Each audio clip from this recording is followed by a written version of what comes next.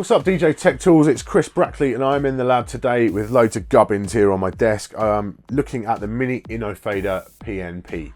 Now, what is that? It's an aftermarket fader. The original Innofader was really big. It was a capacitive technology fader. It's long lasting, fully adjustable. You can adjust the lag and the cut-in on both sides. You can adjust the tension on it and so on. But for all that, it is massive. And so it won't fit into things like a DDJ SX from Pioneer. It won't fit into my DJ M700 that I've got here, stuff like that, because it's just physically too large to do so.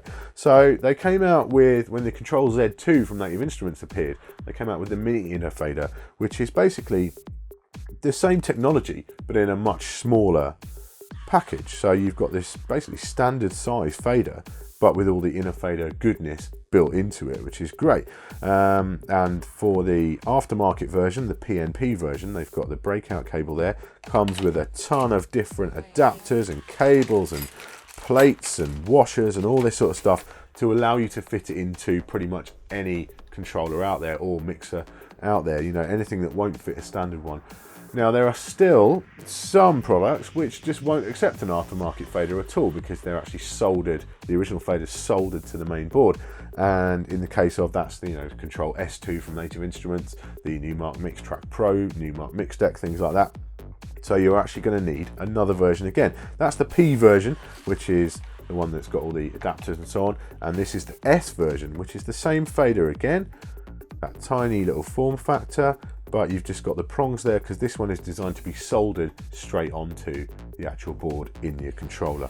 So we are talking about some pretty advanced stuff in terms of getting that mounted, and I can't solder to save my life, so there's no way I'm going to test fitting this one, I can tell you that now. But what a solution. If you are a bit technically inclined and technically minded and you are up for the challenge, then getting that fitted is going to be a real boost, certainly for a cheap controller like the Newmark Mixtrack Pro. You can imagine throwing that in, it's going to be something special indeed. They both come with pretty advanced, full-on instructions for fitting and for actually calibrating them as well. All the calibration is done with the button that's either on the back of the P version or the little breakout button on the S version, so it's all there. So yeah, I'm just going to proof is in the pudding really, so I'm going to throw this in my DDJ SX and we'll see how we get on from there. Doing any job like this, you need to be prepared for what you're doing. So I've got a decent quality screwdriver of the right size. I've already mounted the washers to drop it down a few millimeters on top, and we identify the right cable that we need, and that's on the Innofader website or in the instructions. In my case, for the DDJ SX, it is the 3-pin small connector. Got a couple of bits of paper to isolate the fader as well. So let's pop out the original fader from there first of all. And we can see there's very little room in there. There's absolutely no chance a regular Innofader was going in there. I'm going to reuse the original plate.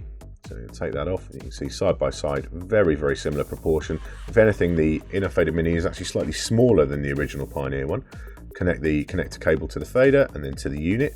And there's a switch on the bottom. We want to make sure that's towards the middle of the fader.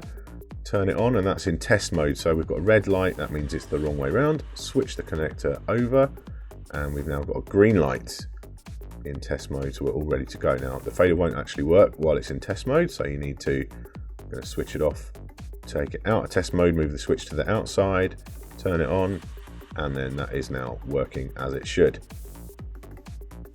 Okay, so I'm just going to show you the calibration on it and how you actually do the adjustments. Now, what you can do, you can adjust the cut-in by 0.15 millimeters. It's a tiny amount, you can adjust that by at a time. You can also adjust the curve from the linear to a more blendy sort of curve, a more sharp curve, and you can reverse the polarity as well. So if it will only fit in your mixer one way round, then you can actually reset the polarity. So at the moment, we're going, that's side A and that's side B. And all we do, we just basically push down on this little button on the bottom there, the adjustment button. So I'm going to move it into the middle, like so. And to reverse it, all I do is hold it down, keep it held, go B, middle to the side, middle, side, and let go. And now that is reversed. So that is now side A, and that's side B. So if I wanted to fit it in that way round, I could do, but really it's up to you however you want to do it. So let's just pop it. That's really cool. You do obviously have to take it out of the mixer to do it, but you know, it's not the end of the world. Let's go back to how we were. So middle to the right, back, middle to the right. And that's now back to the original setting. So let's get this thing actually mounted and installed. So I'm just going to turn off the power again just to be on the safe side while I do that.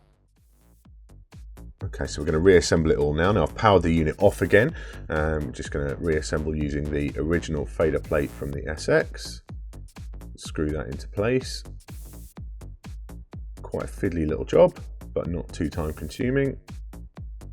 And in it goes, and we can see physically the fader fits in there perfectly in the gap.